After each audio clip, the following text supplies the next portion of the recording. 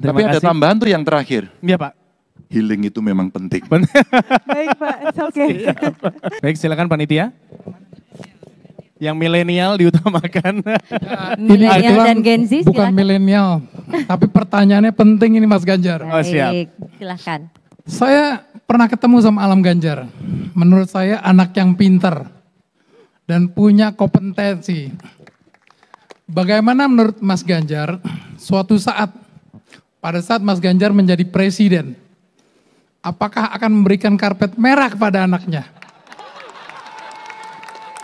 Terima kasih, saya Kadri Muhammad, musisi dan pengacara. Terima kasih Mas Kadri, terima kasih banyak. Dan saya sangat kenal dengan Mas Kadri. Karena hampir 2 jam beliau ngebrief saya soal IP, soal royalty, dan nasib para seniman. Makasih Mas. Saya mungkin akan kasih baju merah aja ke dia. Buat saya sebenarnya yang penting adalah bagaimana semua punya kompetensi dan bisa berkompetisi yang sehat. Saya menyadari Mas Kadri, saya dan Pak Mahfud ini beda tipis, Betty gitu ya Pak. Betty-nya dari sisi usia beda tipis. Saya kira hanya berbeda beberapa bulan saya dengan Pak Mahfud. Tanggal lahirnya maksudnya, kalau tahunnya agak jauh gitu Pak ya. Yang kedua beliau pengalamannya di 3 institusi, kalau trias politika udah lengkap. Saya cuma 2.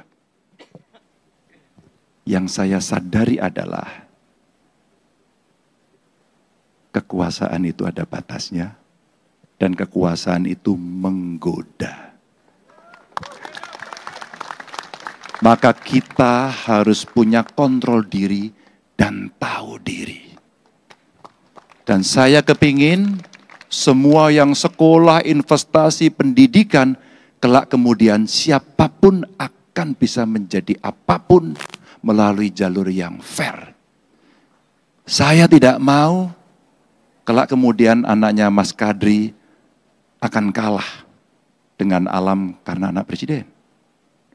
Saya tidak mau anaknya Mas Kadri akan kalah dengan anak bupati. Saya tidak mau anak Mas Kadri akan kalah dengan anak gubernur atau pejabat siapapun. Karena itulah penting teman-teman hadir untuk kemudian memberikan kepada saya saran, kritik, kontrol, karena semua butuh proses. Wow. Selamat malam Bapak, saya Stella dari tim Extravaganjar. Saya mau tanya. Ekstra apa? Extravaganjar. Oh ya, saya pernah tahu kok itu. Ya, jadi tadi Bapak sempat bilang akan melamar kami anak muda Indonesia. Pertanyaan saya, bagaimana cara Bapak melamar kami anak muda Indonesia? Kalau sudah dilamar, mau dibawa kemana kami? Dan apa yang akan meyakinkan kami untuk menerima lamaran Bapak? Oke. Wah, Ya, Ini tertantang ini. Ini ditantang Pak. Mbak siapa namanya Mbak? Stella. Mas Jupri tenang, Mas Jupri tenang. Mas Jupri tenang. Ya, ini hanya untuk yang milenial Gen Z, yang kolonial enggak. Mbak siapa namanya?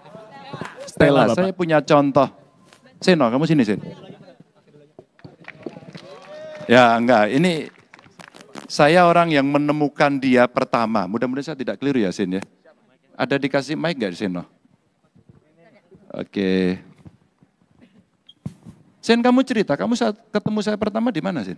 Waktu itu di acara pembekalan caleg Pak Ganjar. Ya kamu tak suruh ngapain? Naik ke meja Mas waktu itu. Terus ngapain kamu? Disuruh cerita tentang harapan anak muda ke para caleg dari anak yang waktu itu saya masih SMA Pak Ganjar. Apa yang kamu katakan pada para caleg? Saya cerita waktu itu bahwa politik Indonesia saat ini butuh harapan. Bukan sekedar baliho billboard, tapi ada bukti nyata dan keterlibatan anak muda di situ.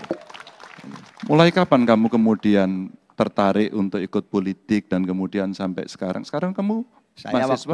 saat ini jadi mahasiswa Mas. Jadi mahasiswa. S1. Terus? Saya pertama kali tertarik waktu SMP. Tapi yang membuat saya tertarik, saya harus masuk politik praktis adalah saat saya bertemu dengan jenengan waktu itu. Dia anak Jawa Timur, Mbak. Saya temukan dengan kawan-kawan, saya suruh ngeritik para caleg.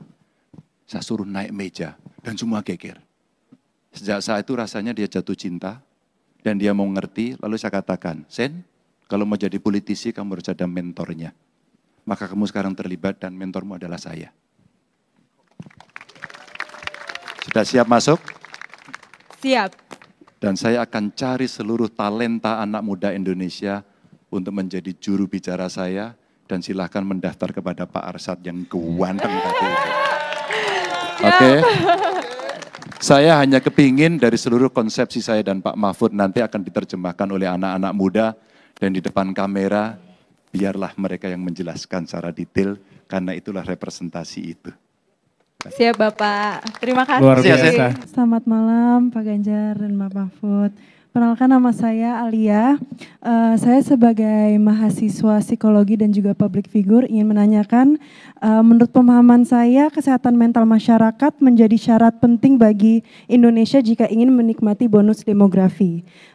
Yang ingin saya tanyakan, sejauh apa keseriusan pemerintah memandang isu terkait tersebut? Terima kasih. Baik, baik. Wow. Oke, luar biasa pertanyaan. Mau langsung dijawab Bapak? Langsung? Silakan. Iya.